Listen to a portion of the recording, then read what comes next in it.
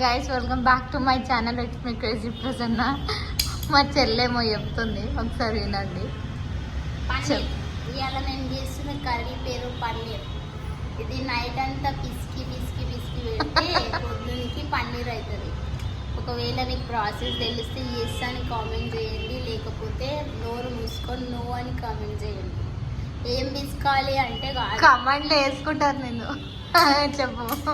No అంటే తెలియదు అంటే నో అని పెట్టాలి. కానీ నీకు పన్నీర్ ఎట్లా చేయాలో తెలుసా?